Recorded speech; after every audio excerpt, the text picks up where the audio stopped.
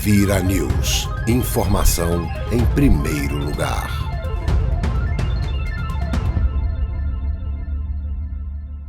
Bem-vindo ao seu canal Vira News. Informação em primeiro lugar. A minha entrevista de hoje é uma entrevista muito especial. É uma entrevista que eu estou aguardando há meses para conseguir. Claro, a pandemia atrapalhou tudo, atrapalhou a nossa agenda, atrapalhou a agenda de todo mundo.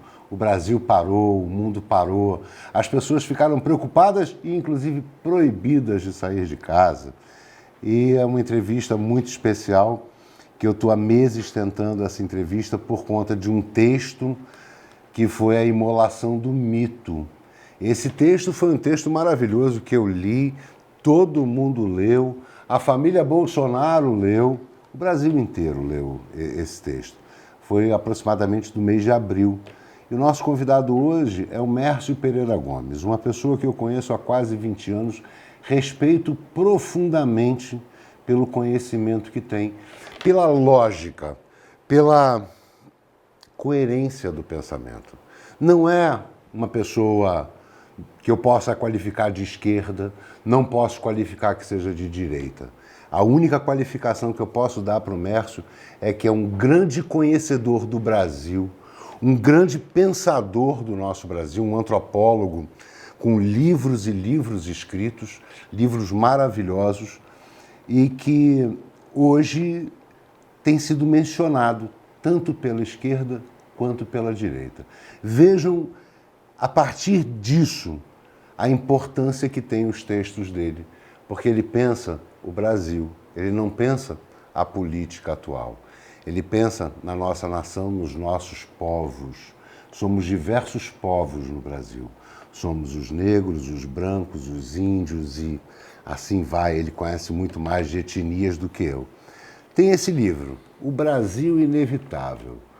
Um livro que eu ainda não li, mas que está gerando já uma polêmica tremenda.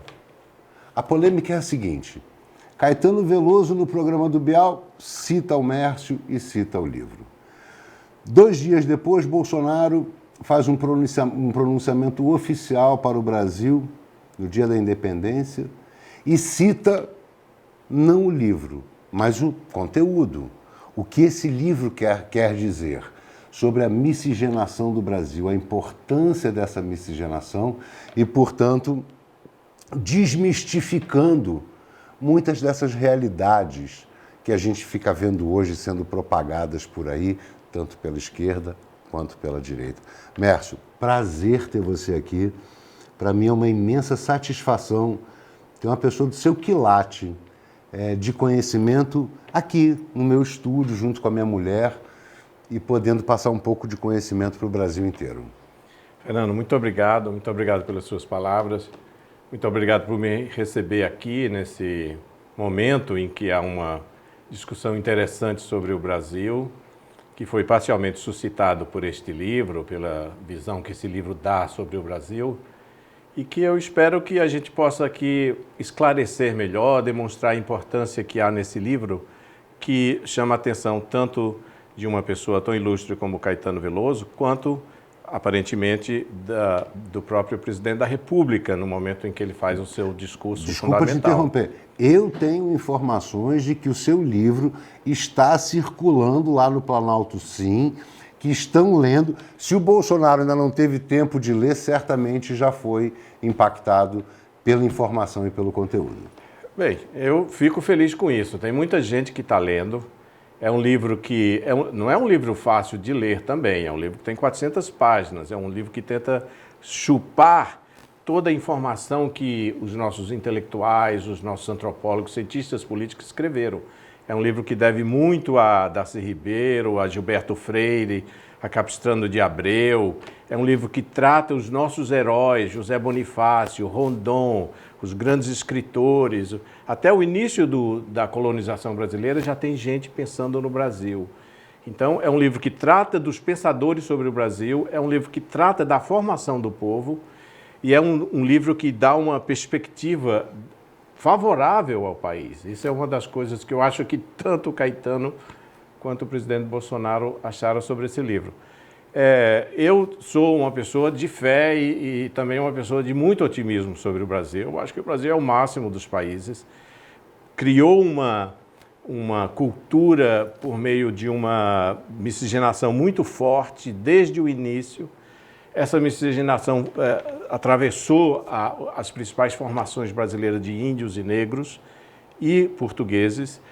A miscigenação brasileira, uma das coisas que esse livro fala, Fernando, que é muito importante, eu acho, para o Brasil e que chamou a atenção do Caetano e do Bolsonaro, é de que a grande miscigenação brasileira não se dá como, desde o Gilberto Freire se fala, que é uma espécie de um estupro do branco com o negro, com a negra escrava. Não. A grande miscigenação se dá no momento em que negros e índios se encontram. A maioria dos negros que estavam escravos no Brasil não viviam dentro da casa grande, eles viviam no trabalho e viviam se relacionando com o mundo. A escravidão não era estar trancado dentro da casa grande.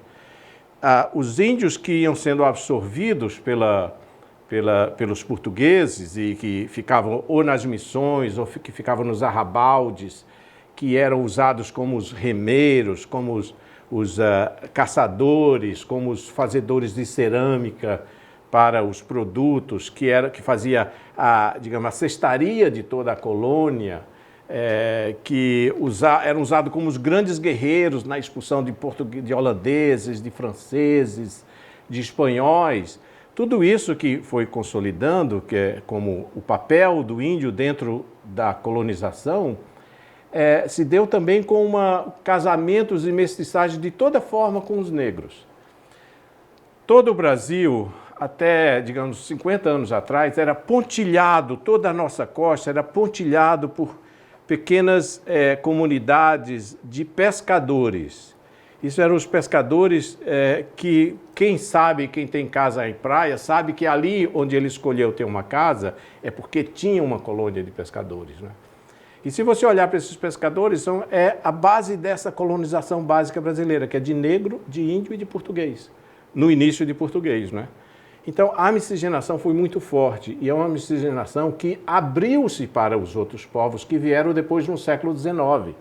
Isso é mencionado também no discurso do presidente. Quer dizer, quando vieram no século XIX os alemães, os espanhóis, os italianos e os novos portugueses, e depois ao sul os eslavos e mais adiante os árabes, libaneses, sírios e mais adiante ainda os japoneses, os asiáticos, os chineses, tudo isso já tinha uma base para receber.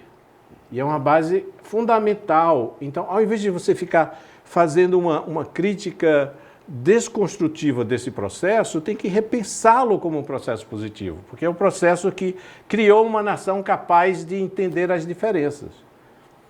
Agora, isso não quer dizer que é tudo bem, que você não tem preconceito, não tem viés de preconceito contra alguém. Isso tem, todo mundo tem toda hora. Nós, que somos nordestinos, temos preconceito contra quem é do Sul tem contra o Norte, quem é carioca tem contra o paulista, mas são preconceitos que não ativam o ódio e que não ativam uma negatividade do povo.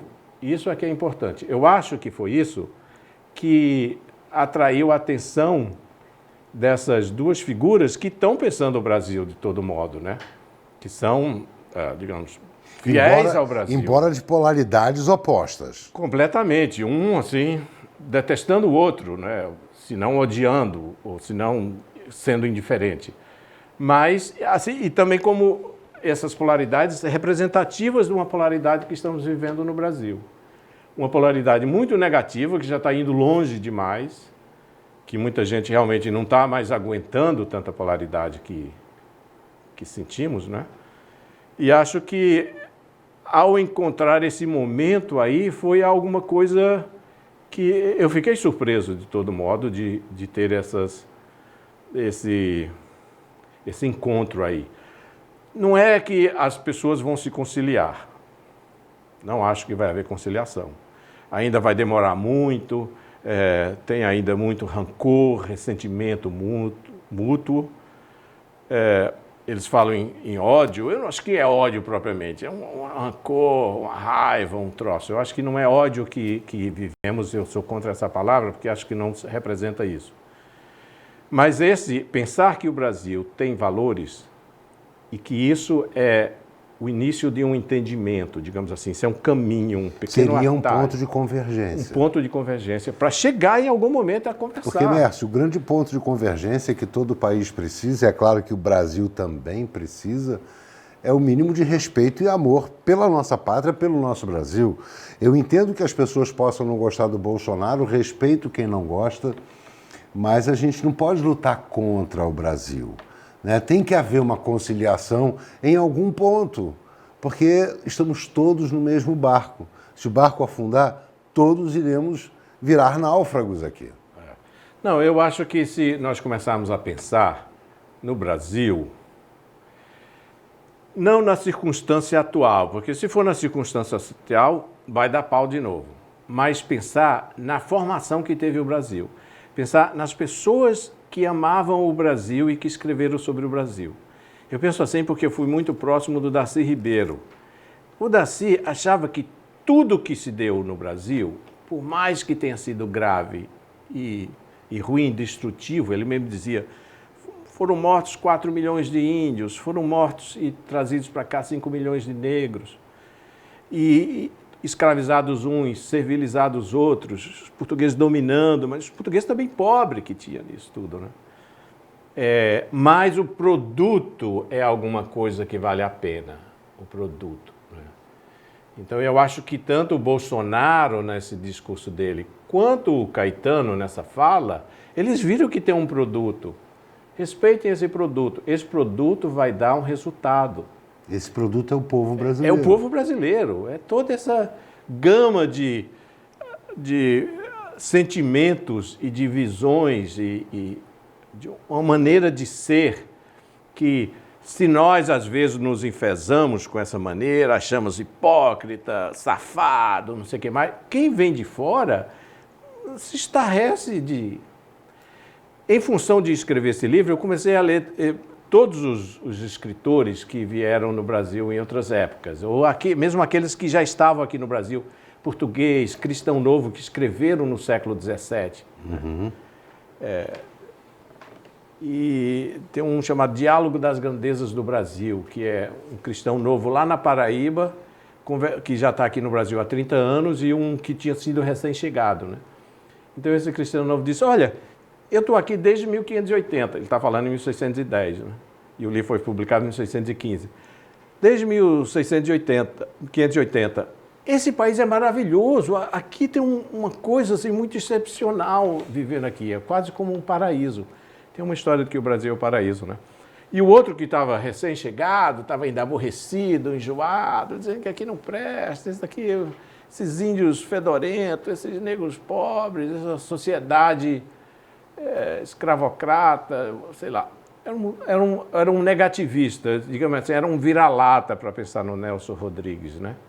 Enquanto que o outro estava vendo alguma coisa excepcional, né? Então, essa mesma visão, nós estamos ainda distribuídos entre esses dois tipos de pessoas, né?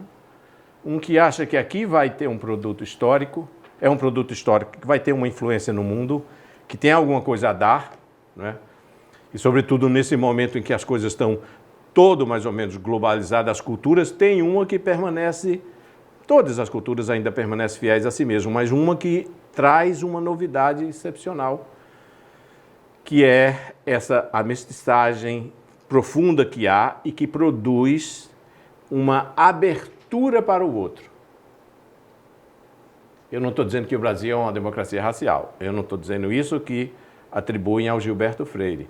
Eu estou dizendo que há uma abertura, e essa abertura é a partir dela que nós devemos entabular as nossas relações. Até porque as nossas relações, elas vêm dessa miscigenação ampla, que tivemos uma miscigenação ampla, e também, claro,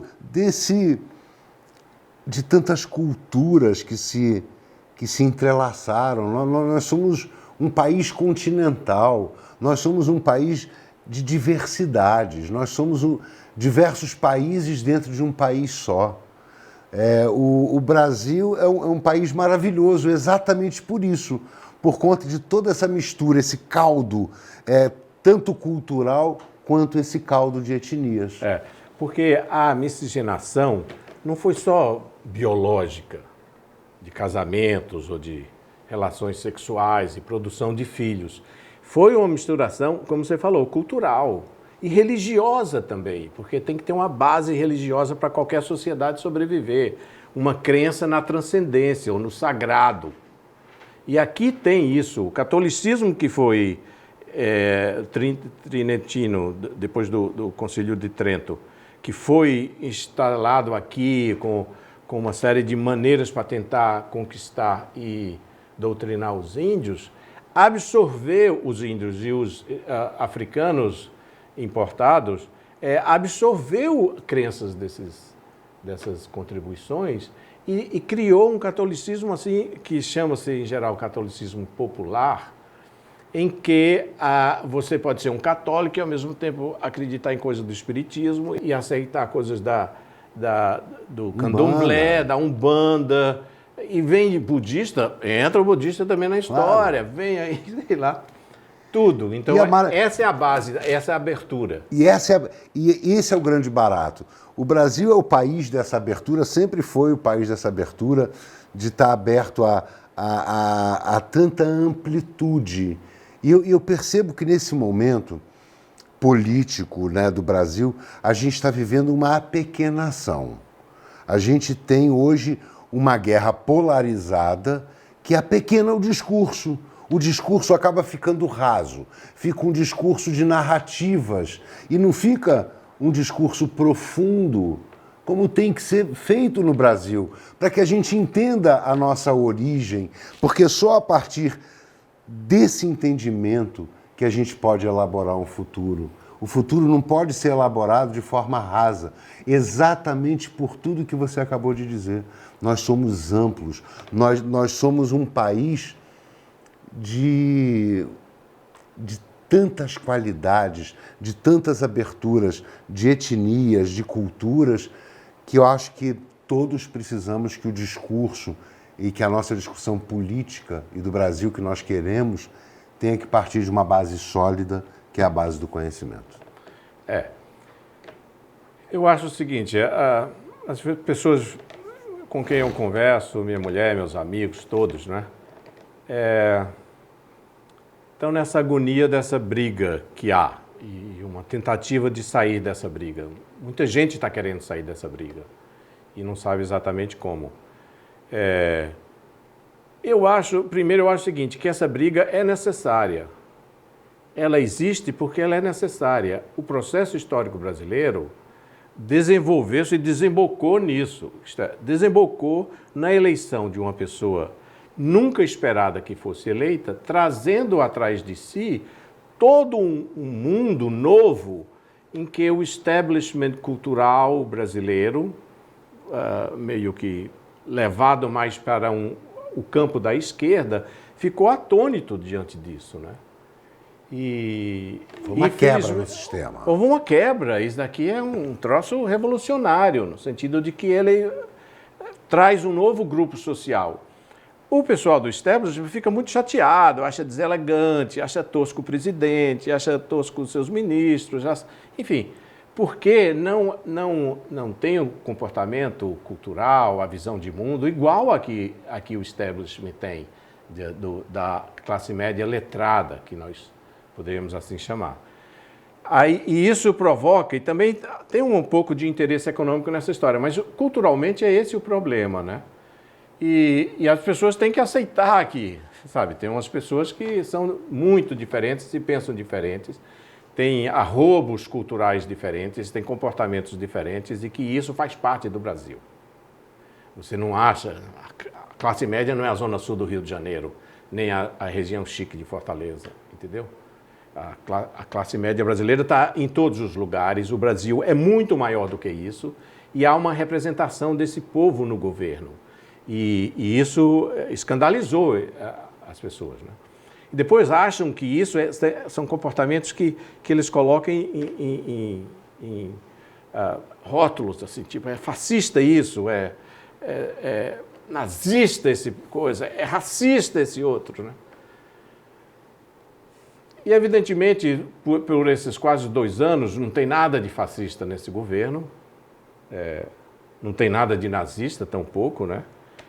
Não tem nada de racista isso. Nem de homofóbico. Nem de homofóbico, o que as pessoas diziam. Bom, agora cuidado que os homofóbicos vão ser perseguidos. E nem de, como sempre disseram, estão com essa narrativa até hoje, de dizer que é um governo que quer uma ruptura, é um governo ditatorial. Não, não é. Também não é nesse sentido, não tem nada de político nisso. Aliás, ele tem sofrido muito na mão de alguns outros poderes da nação, o executivo, muito mais do que o contrário, né? Agora, então, há esse choque, nós estamos vivenciando esse choque, e esse choque vai ter que ser acostumado. Como não derrubaram o presidente Bolsonaro, efetivamente, nem o Supremo Tribunal, nem o Legislativo, nem algum movimento de massas, nem a imprensa, que parecia ser tudo isso, vai reacomodar isso, e o encontro disso é de pensar o Brasil. O encontro, o objeto, o tema para se reacomodar é a nossa formação histórica. Uhum.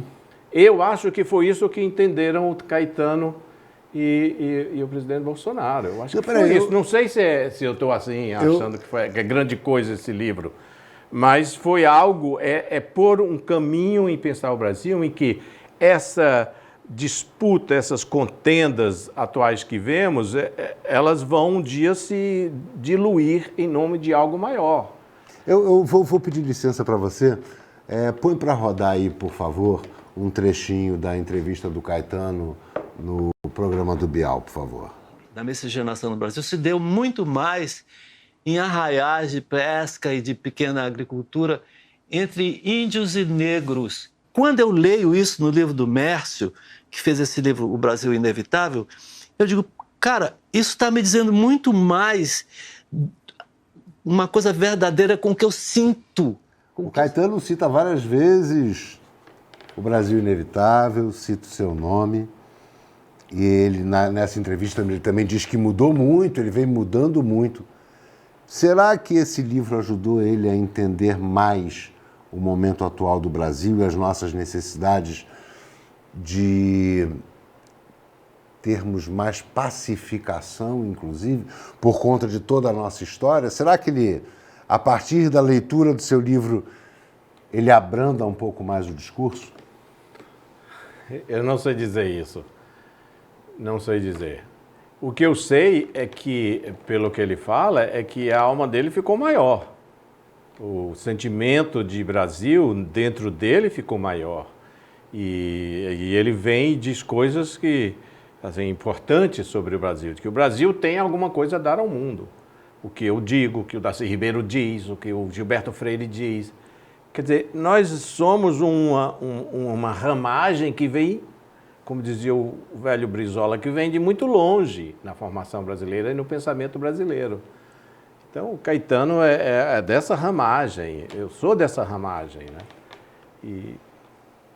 E nós pensamos que a formação brasileira, de tão intensa que foi essa miscigenação, eu acho que ele não tinha se dado conta, porque quase todo brasileiro, intelectual, artista, seja o que for, sempre pensa que a miscigenação se deu com negros e brancos. Negros e brancos, o senhorzinho com a mucama. E cria uma vitimização. Cria essa vitimização, né? Então, nesse caso, o nordestino tinha que ser um vitimizado também. Pois é, querem fazê-lo de vitimizado, né? Eu acho que o nordestino não gosta dessa ideia de ser vítima.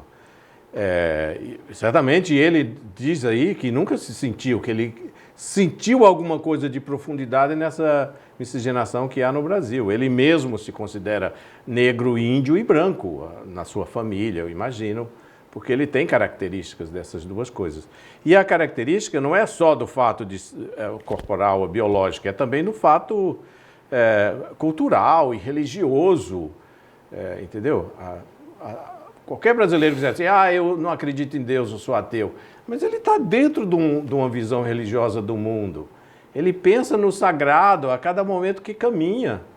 Seja quando olha assim, pensa assim, que nem um candombleísta e vê alguma coisa assim, uma água descendo num riachozinho, você já se emociona pelo sagrado, né? Ou quando você vê uma estátua de um santo, entendeu? Ou quando você vê qualquer coisa, um Buda sentado de pedra, assim uma coisa que você comprou em alguma loja, parece para você sagrado. Então, eu acho que esse livro talvez tenha, assim, trazido à baila esse sentimento que o Caetano sempre teve e que aparece agora, né? E quem sabe esse sentimento que foi trazido à baila por conta do livro faça entender que tem muitas partes do discurso que o próprio Caetano vem fazendo que não condizem com esse entendimento. Então, talvez ele passe até a reformular o próprio pensamento e o próprio diálogo dele com o público. Bem, eu gostaria que o livro tivesse essa influência, né? Não sei dizer, Fernando. Deixa o Caetano de novo se declarar um pouco, dizer o que é que de fato ele pensa nessa situação e como é que o Brasil pode sair desse dilema encarniçado em que se encontra para encarar-se com mais profundidade, né? E a gente fala sobre esse livro como um possível ponto de convergência, porque dia 7 de setembro, o Bolsonaro, no seu pronunciamento oficial, também fala sobre a miscigenação. Se não leu o livro, deve ter sido impactado pelo conhecimento do livro, talvez ele não tenha tido tempo ainda de ler, mas certamente esse livro está rodando por Brasília pelo Poder Central. Eu sei disso, já tive informações que o livro está circulando por ali, e isso é muito bom. Vamos ver a fala do presidente, por favor. A identidade nacional começou a ser desenhada com a miscigenação entre índios, brancos e negros. Posteriormente, ondas de imigrantes se sucederam, trazendo esperanças que em suas terras haviam perdido. Religiões, crenças, comportamentos e visões eram assimilados e respeitados. O Brasil desenvolveu o senso de tolerância. Os diferentes tornavam-se iguais. O legado dessa mistura é um conjunto de preciosidades culturais, étnicas e religiosas, que foram integradas aos costumes nacionais e orgulhosamente assumidas como brasileiras. Vocês repararam que o Bolsonaro começa falando, no pronunciamento oficial à nação brasileira sobre identidade nacional, que ele fala sobre o senso de tolerância e ele aborda exatamente os temas do seu livro. Por isso é que eu tenho até a esperança, Mércio. Eu sou como você falou na nossa entrevista, que tem esperança pelo nosso Brasil. E eu também sou uma pessoa que tem extrema esperança, desejo de ver a nossa pátria maior, grande, o nosso povo conseguir se agigantar dentro da sua própria terra, conseguir ter todas as possibilidades.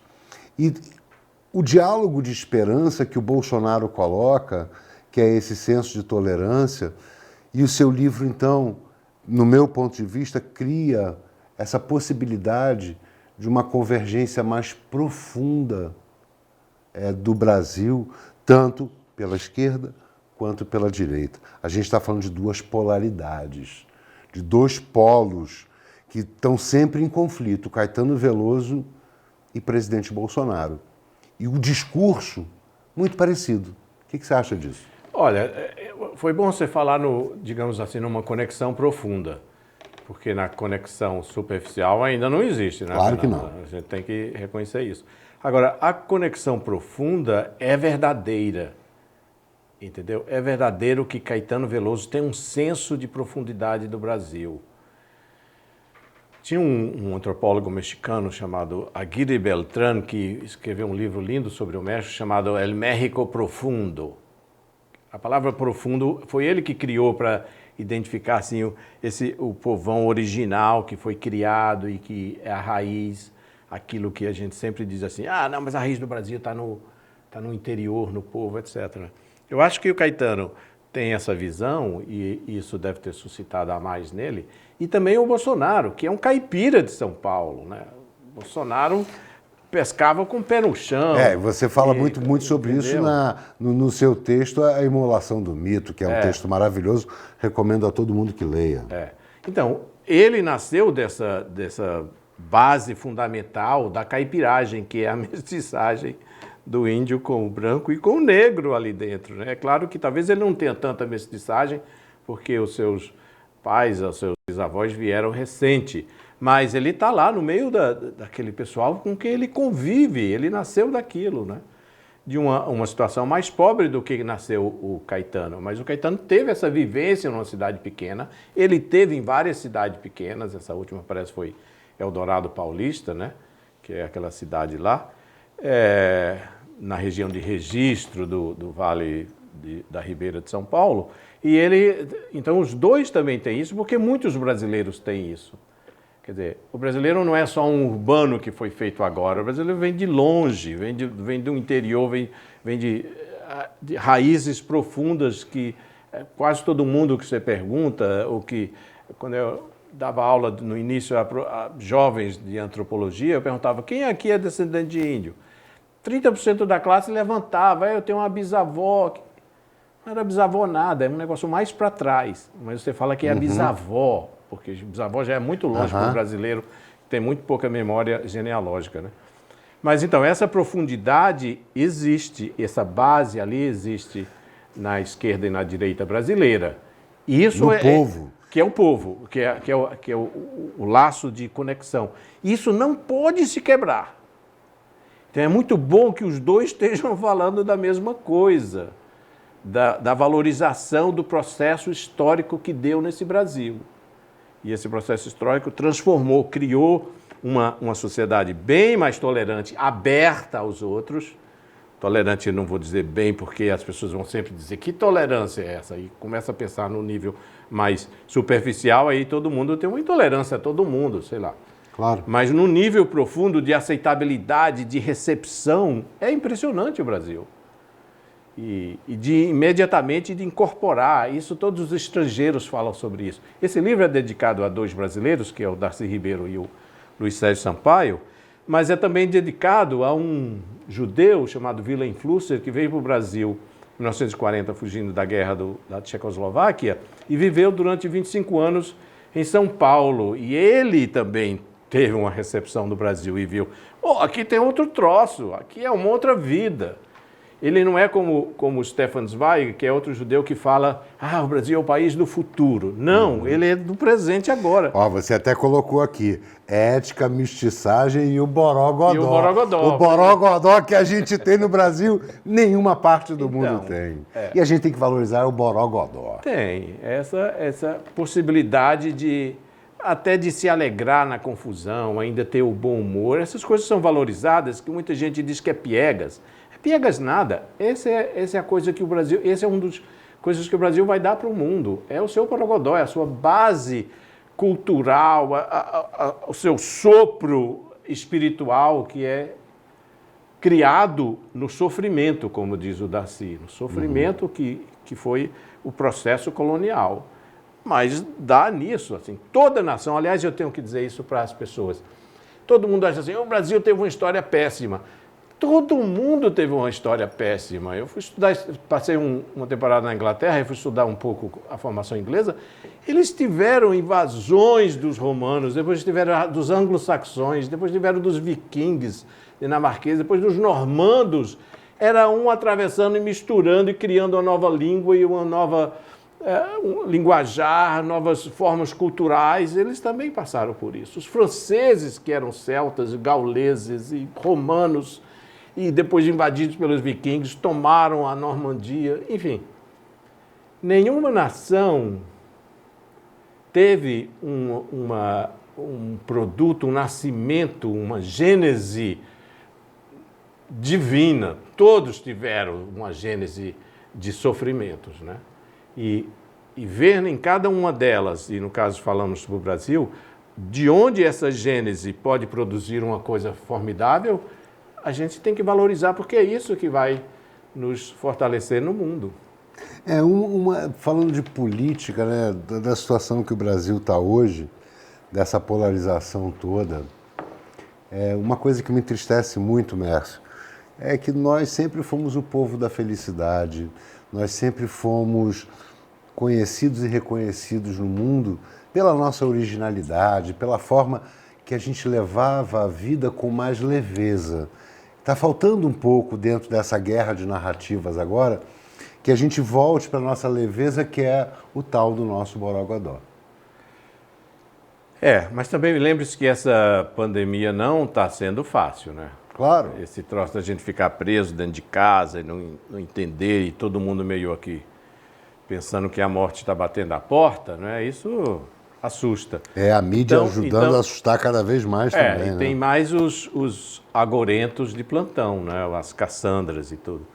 Então é preciso a gente ver que, eu acho o seguinte, vai passar. Não somente essa pandemia vai passar, mas vai passar esse mal-estar e essa contenção. Não sei quando, não sei se é agora, daqui a 2 anos, a 3 anos, a 4 anos, mas vai passar. E é preciso que a gente trabalhe para que isso passe mais rápido, que a gente encontre os caminhos, as pontes, as mediações para trabalhar para isso passar mais rápido. Para que essa chamada esquerda e essa chamada direita encontrem umas pontes de diálogo, porque umas têm coisas a dizer para a outra. Entendeu? E elas têm que se confabular em algumas coisas que são parte de cada uma delas, mas que cada um esconde para só criar Não adianta, razzizice, não adianta né? querer destruir o Brasil para dizer que tem razão. Vamos destruir o Brasil, tá vendo como eu tinha razão? A gente está vivendo um momento muito esquisito. Eu acho até que se qualquer outro governo, fosse do Lula, da Dilma ou qualquer outro, tivesse esse grau de investigação e de imposição que o Bolsonaro tem, a gente estava vivendo num país muito melhor. Eu sinto que a grande dificuldade hoje no Brasil é que não estão querendo deixar o Brasil ser governado por quem foi eleito legitimamente, que tem sim que trabalhar. Não é um governo perfeito, como não há governo perfeito, porque não há ser humano perfeito, mas existe um conflito de base que, por mais que se tente fazer o certo, mesmo que as pessoas entendam que é o certo, elas não largam o osso de uma guerra, e é isso que está dificultando o Brasil deslanchar. Eu estou vendo isso, né? Lamentavelmente. E eu só posso desejar que isso acabe, né? Que eu acho que quem é contra o Bolsonaro tem que aceitar que ele foi eleito pela população, né? E isso é importante para se manter uma outra qualidade que tem que ser sempre melhorada no Brasil, que é a democracia, né? Então, a democracia exige que quem ganhou seja respeitado pelo seu ganho, né? E isso é essencial. Isso é essencial. E quem ganhou foi um grupo representado pela figura assim, telúrica do Bolsonaro, que é um grupo que antes não tinha vez, né? Os evangélicos. Há muita crítica sobre os evangélicos que ganham muito dinheiro, sei lá, os pastores e tudo mais, né? Mas a maioria da população evangélica é só uma gente que quer crer em Deus e que quer que o seu filho tenha uma educação religiosa e que quer que tenha uma certa moral tradicional, né? Isso não é uma coisa ruim para quem, mesmo confrontando quem acha que a moral é um troço fugaz e que pode ser mudado e que é sempre modificável. Então essas pessoas não é os chefes das religiões, são as pessoas que acreditam em Deus, têm essa visão cultural que nasce disso e que querem estar no governo, querem esse espaço. Quando eles alcançarem esse espaço, que eventualmente vão alcançar, porque o Bolsonaro representa também esse segmento, eles vão sentir que são parte de novo cidadãos da nação, entendeu? E vai diminuir, arrefecer.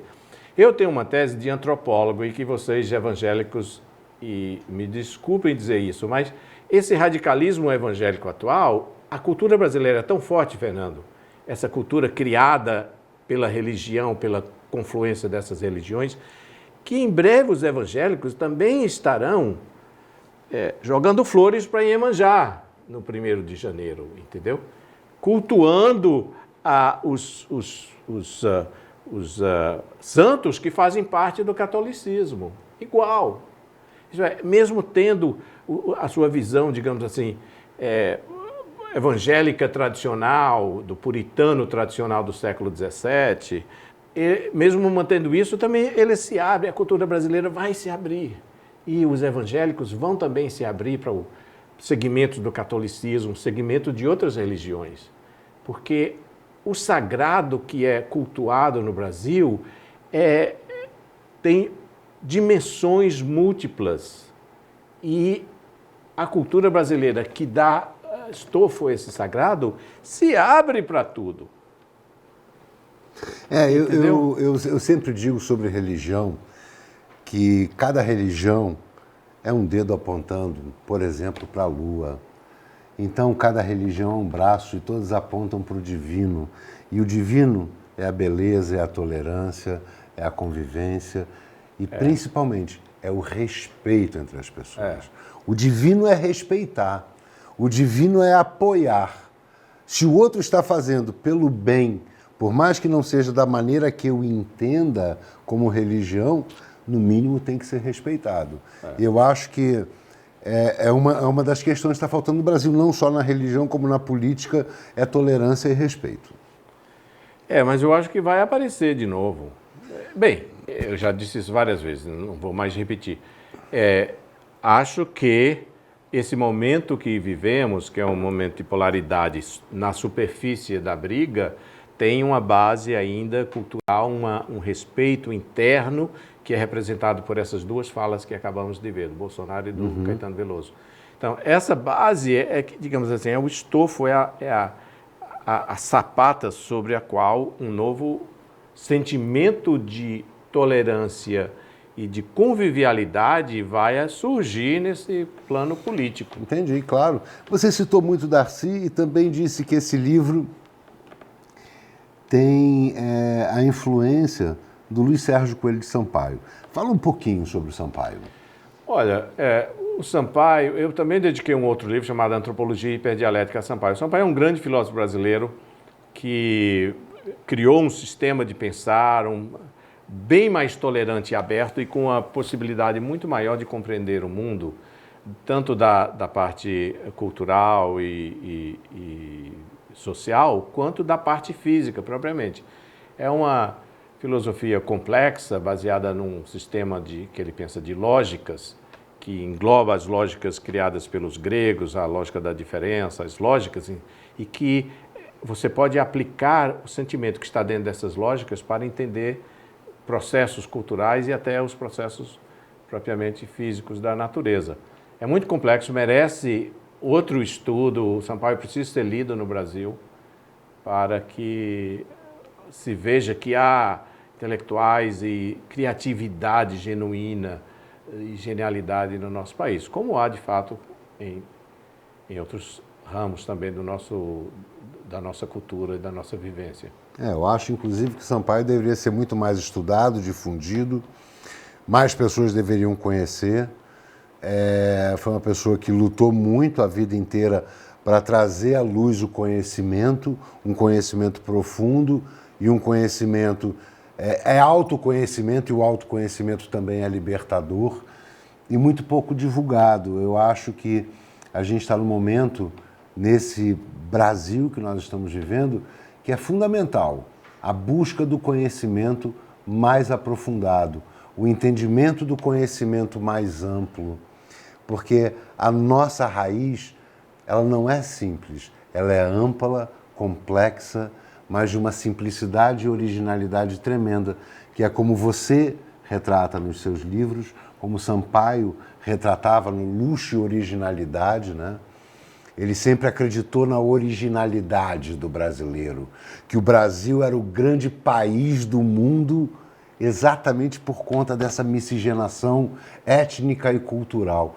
Então, Mércio, falar com você, ter essa oportunidade dessa entrevista, para mim é um momento de extrema satisfação.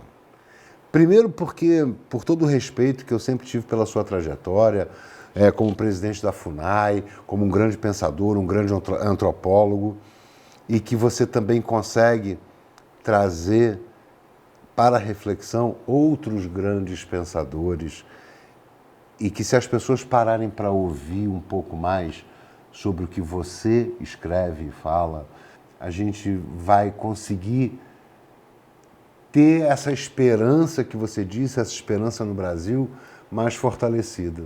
Porque a esperança também vem do conhecimento do nosso próprio potencial. Esse livro também, Fernando, eu esqueci de dizer, não é só que como o presidente trata da formação do povo brasileiro, é também trata dele, esse tem 2 ou 3 capítulos sobre a formação do povo brasileiro, em que a miscigenação é fundamental, mas é um livro também que trata dos pensadores sobre o Brasil. Quer dizer, nós estamos para pensar o Brasil, a gente está em cima de uma escada criada por um monte de pensadores. Se você pensar desde a carta de Pero Vaz de Caminha, já é uma reflexão sobre o Brasil.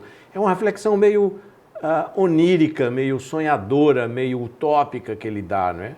Mas é aquele primeiro início que fez muita gente vir para o Brasil aqui, cristão novo, perseguido na Europa, no começo na Espanha, em Portugal, que vinham para cá e que tentaram e fizeram a sua vida aqui conosco, né? Fizeram a vida e viraram os fundamentais brasileiros, portugueses e esses cristãos novos, e tantos outros.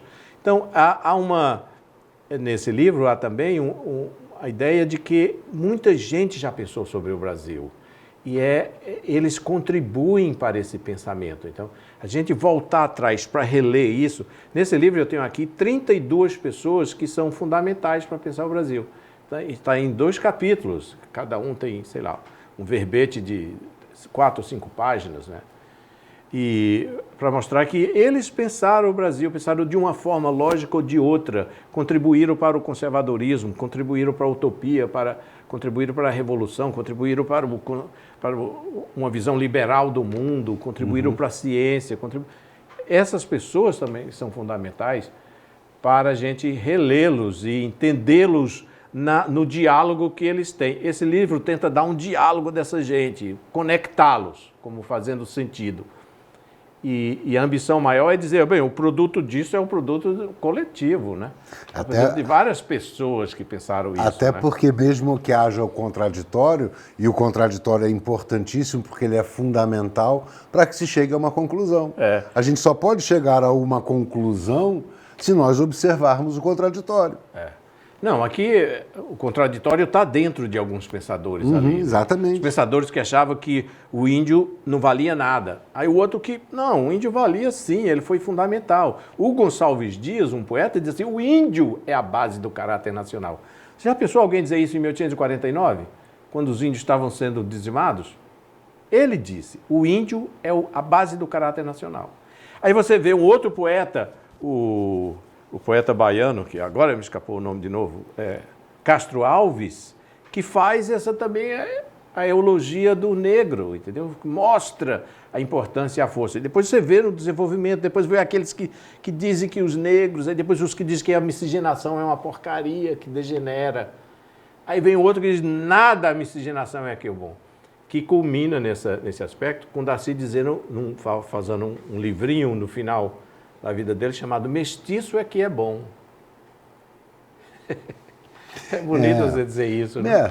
Pensando na situação atual do Brasil, para a gente começar a finalizar a entrevista, para não ficar longa, até porque eu quero muito te fazer um convite, que é da gente começar a fazer uma base de conhecimento. Eu ponho a nossa estrutura à sua disposição e, portanto, vai ser à disposição do Brasil. A gente produzir em conjunto uma série de vídeos sobre esse pensamento mais aprofundado. Esse é um convite que eu queria lhe fazer. E que recado hoje você pensa que todo o Brasil, através do seu conhecimento, que todo o Brasil deveria ouvir, tanto de esquerda quanto de direita? Qual seria agora o recado fundamental para o nosso povo? Bem, eu tenho claro que assim, o Brasil é maior do que todos nós. Embora seja todos nós, o Brasil é uma confluência e agora uma conflagração de todos nós. O Brasil está conflagrado e está em confluência. E nós somos maiores do que tudo isso. Nós temos uma base histórica muito forte, nós temos uma produção intelectual, cultural, nós temos uma formação de miscigenação religiosa, cultural e biológica muito importante, que é uma novidade para o mundo. O mundo admira quando vê essa miscigenação brasileira. Então nós temos que ter orgulho disso, de nós sermos o que somos. E isso é o fundamental para nós. E esse é o presente que o Brasil vai dar ao mundo. Isso é o que vai transformar o Brasil num país do futuro. Assim, pensando até no Stefan Zweig, quando ele escreveu isso. É do futuro porque nós estamos ainda em formação. A gente tem que ver que essa formação é difícil de ser feita exatamente porque ela é mais complexa do que a formação que outros países têm. E você pode pensar, não, já passou tanto tempo e continuamos sofrendo do mesmo jeito. Mas tem um resultado, e esse resultado está aí entre nós, é um espírito de abertura para o outro, de abertura para o divino, de abertura para a vida, de abertura para o futuro. Isso é o que nós temos a dar ao mundo. E descobrimos a nossa real identidade nacional, que é esse balaio, esse cesto, esse borogodó, valorizarmos mais o nosso borogodó. Vamos, gente, valorizar mais a nossa pátria, o nosso Brasil. Vamos valorizar mais o que a gente sempre teve de fundamental, que fez o mundo inteiro gostar da gente, que é a nossa alegria. A gente tem que retornar à alegria de viver e de ser brasileiro. A gente está num momento de muitos conflitos, muitos deles desnecessários. Muita gente está deixando de viver, de ser feliz, por conta de briguinhas, de picuinhas ideológicas. E a gente fica no meio disso, deixando se perder o que nós temos de fundamental, que vem desse caldo todo, que é a nossa espontaneidade, a alegria e a nossa genialidade, que também vem dessa mistura toda cultural e étnica. É isso? As minhas palavras são essas suas. Obrigado. Olha, Mércio, eu te agradeço muito. Quero frisar de novo o convite para que nós façamos um canal de conhecimento. Eu quero colocar toda a nossa estrutura à sua disposição para que o Brasil comece a conhecer mais o pensamento tão necessário, que a gente consiga atingir a maior parte da população através de vídeo, porque a única coisa que pode nos salvar é o verdadeiro conhecimento. Conhecimento esse que você tem de sobra e que me faz ter esse orgulho tão grande de ter te recebido hoje aqui no nosso canal, no nosso pequeno canal, mas com grandes propostas. A proposta do bem, do amor, do equilíbrio e, principalmente, de que a gente consiga viver num país bom e ser feliz, porque o fundamental é a gente tentar ser feliz no meio desse caldeirão todo. Fernando, obrigado por suas palavras finais também, eu concordo com todas elas. E obrigado por essa oportunidade de estar aqui, de conversar com você, Vamos ver se a gente consegue fazer uma proposta de tentar trazer mais novidades, mais debates, mais discussões sobre aspectos fundamentais do Brasil que podem nos ajudar a seguir o nosso caminho. Obrigado, Mércio. Valeu, Fernando. E obrigado a você que está acompanhando esse programa aqui no seu canal Vira News. Informação em primeiro lugar.